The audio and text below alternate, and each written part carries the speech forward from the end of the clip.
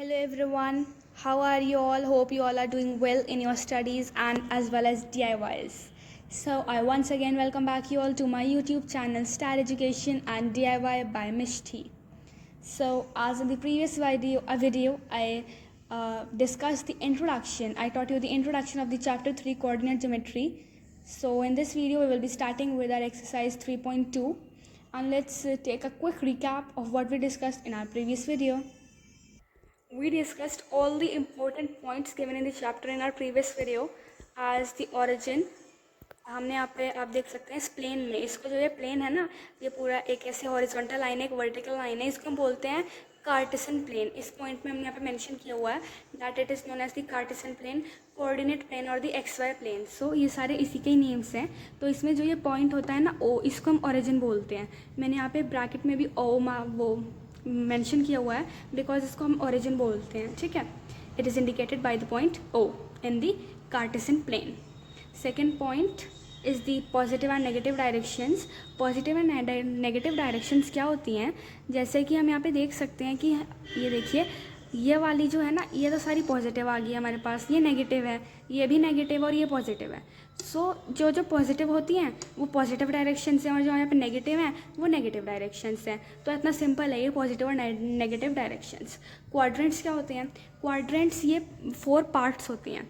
Cartesian plane के 4 parts होते हैं. जैसे ये वाला पार्ट क्वाड्रेंट 1 है, ये वाला पार्ट क्वाड्रेंट 2 है, ये क्वाड्रेंट 3 है और ये क्वाड्रेंट 4 है. तो ऐसे ये होते हैं हमारे क्वाड्रेंट्स एक कार्टेशियन प्लेन में. एब्सिस का होता है एक्स कोऑर्डिनेट, ऑर्डिनेट होता है वाई कोऑर्डिनेट. अब ये क्या होते हैं, जैसे जो ये एक्स एक्सिस है ना हमारा, तो जो भी इसके जो ये होता है एब्सिस का, देखिए एक्स कोऑर्डिनेट, और ऑर्डिनेट क्या होता है वाई कोऑर्डिनेट, ये हमारा ऑर्डिनेट होता है. तो हम इसको क्या बोलते हैं वाई ऑर्डिनेट. और हमने यहाँ पे कार्टेशियन प्लेन, कोऑर्डिनेट प्लेन और एक्स वाई प्लेन आपको बताया, हम इसी प्लेन को बोलते हैं 3 नेम्स. और ये 1 मार्क क्वेश्चन में आपको एग्जाम्स में भी आ सकते हैं. Name the different names of the cartesian plane, और ट्रू फॉल्स में भी आ सकते हैं. इस cartesian plane also known as the coordinate plane, और मतलब यही डिफरेंट फॉर्म्स में आपको 1 मार्क क्वेश्चन में आ सकते हैं. And the axes are called the coordinate axis. last point, the axes are called the coordinate axis. जो ये हमारे पास ये एक्सेस होते हैं ना, एक्स एक्सिस और वाई एक्सिस, इनको हम कोऑर्डिनेट एक्सिस भी बोलते हैं. तो ये था एक छोटा सा रिकैप जो हमने प्रीवियस वीडियो में किया. एंड वैसे आपको अपना हमारे प्रीवियस वीडियो जाकर एक बार उसको लुक ले लेना चाहिए. इट्स अ शॉर्ट वीडियो और आप सारा जो है इंट्रोडक्शन बुकिश लैंग्वेज से भी और एक सिंपल लैंग्वेज से भी आप इस चैप्टर के सारे इंट्रोडक्शन समझ जाएंगे. तो चलिए इस वीडियो में स्टार्ट करते हैं एक्सरसाइज 3.2 के साथ. तो ये हमारी छोटी सी एक्सरसाइज 3.2. चलिए इसके फर्स्ट क्वेश्चन से स्टार्ट करते हैं. Let's start with the first question. What is the name of horizontal and the vertical lines drawn to determine the position of any point in the Cartesian plane. Vertical और horizontal lines का हमें यहाँ पे name बताना है. हम जानते हैं कार्टेशियन प्लेन में यहाँ पे एक दिया हुआ है, वर्टिकल लाइन तो होती है y और हॉरिजॉन्टल लाइन क्या होती है x. तो इसका आंसर क्या है, x axis and y axis. ठीक है ना, क्योंकि हमें हॉरिजॉन्टल और वर्टिकल लाइंस का नाम बताना है जो कि कार्टेशियन प्लेन पे होती हैं. तो इसका आंसर हुआ x एक्सिस और y axis. What is the second part? What is the name of each part of the plane formed by these two lines? ये जो 2 लाइंस होती हैं इनसे हमारे क्वाड्रेंट्स बनते हैं, है ना. हमने आपको बताया था, अभी रिकैप में बताया था कि इनसे हमारे बनते हैं क्वाड्रेंट्स. सो इसका आंसर क्या होएगा, quadrants. Third part, what is the name of the point where 2 lines intersect. Origin पे कर रही है intersect. You can see here the 2 lines are intersecting at the origin, so the answer to the third part is origin. Hope you have got these 3 parts. Yes, and if you have also not understood this part, अगर आपको ये part समझ नहीं आया है, so let me know in the comment section. Okay, now question 2. See figure 3.14 and write the following. We have to see this figure and we have to answer the following questions. Okay, the first part, the coordinates of B. तो यहाँ पे B point कहाँ पर है, B point ये रहा. इसमें हमें B के कोऑर्डिनेट्स बताने हैं. तो जब भी आपसे किसी पॉइंट के कोऑर्डिनेट्स पूछे जाते हैं, you have to keep one thing in mind that जब हम कोऑर्डिनेट्स बता रहे हो तो हमें पहले x वाला लाइन का कोऑर्डिनेट लेना है और फिर हमें y लाइन पे जाना है। जैसे यहाँ पे हमसे v पॉइंट का कोऑर्डिनेट पूछे है ना, तो हम पहले -5 मेंशन करेंगे फिर 2 करेंगे, तो इसका कोऑर्डिनेट्स क्या हो जाएंगे -5 एंड 2, बिकॉज पहले हम x वाली लाइन का मेंशन करेंगे। This is a compulsion. अगर आप पहले y का मेंशन करते हैं तो आपको 0 मार्क्स मिलेंगे, x का पहले मेंशन करेंगे फिर y का करेंगे, you will get the full marks. So the answer to this is -5 and 2. Okay, now the second part, the coordinates of C। ऐसे ही इसी फिगर से हमें C के कोऑर्डिनेट्स बताने हैं। पहले x वाला लेंगे 5 और फिर हम लेंगे y वाला -5, तो इसके कोऑर्डिनेट्स क्या हुआ है 5 and -5।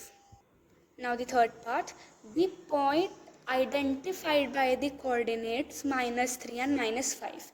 In this figure we have to tell the point that is identify the coordinates -3 and -5। तो इसमें हम पहले -3 देखेंगे x एक्सिस में, ये रहा -3, और -5 y एक्सिस में -5।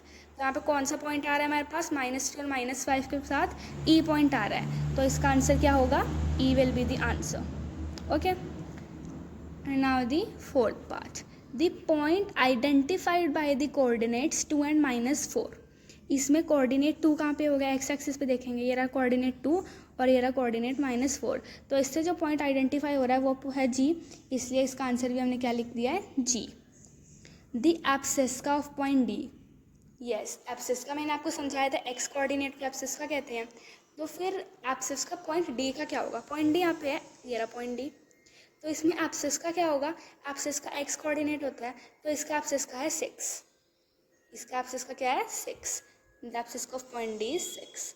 और अगर यहाँ पे पूछा जाए, यहाँ पे भी पूछा नहीं गया है, लेकिन let's consider a question, if ask the ordinate of point D, यानी कि हमें x एक्सिस वाला बताना है ऑर्डिनेट, तो इसमें आंसर क्या होता है हमारा 2। ओके, अगर ऑर्डिनेट पूछा जाता पॉइंट D का हमसे, तो हम क्या आंसर लिखते 2। Now sixth part, the ordinate of the point H।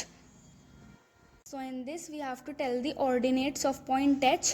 H का ऑर्डिनेट यानी कि जो y एक्सिस पे लाई कर रहा है तो वो होगा -3, तो इसलिए इसका आंसर क्या होगा -3। The coordinates of point L, L point ये रहा, इसके coordinates 0 and 5। The coordinates of point M, ये रहा पॉइंट M, पहले -3 आएगा और फिर आएगा 0। Now guys, you have to be very careful while answering such questions in which you are asked the coordinates of such points where one point is 0। क्या करते हैं कुछ बच्चे, इसमें many of you have done the same mistake that आपने 5 पहले लिख दिया होगा, and that is totally wrong। आपको लगता है मेरा सही है और फिर आप सोचते हैं what is the mistake I have done here, but your answer is wrong।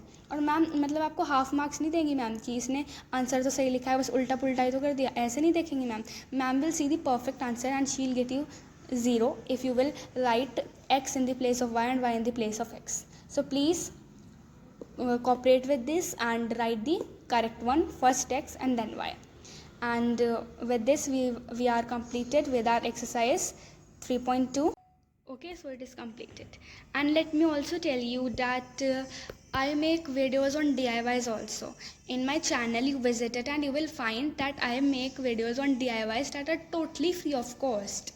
I have made many DIYs, I have posted many videos on that, so please visit them and subscribe my channel Star Education and DIY by Mishti and visit it। And if you like my videos, you can visit the playlist of maths and DIYs and English playlist you can also visit, as you are in class 9th or 10th, you can visit the English playlist we have posted for both class 9th and 10th, and then you will find a very nice explanation of English and maths and very good DIYs to decorate your study room। Okay, because the study room needs to be very effective for your effective studies। Okay, so wait for my next video, I'll meet you in my next video, until then stay safe and bye bye।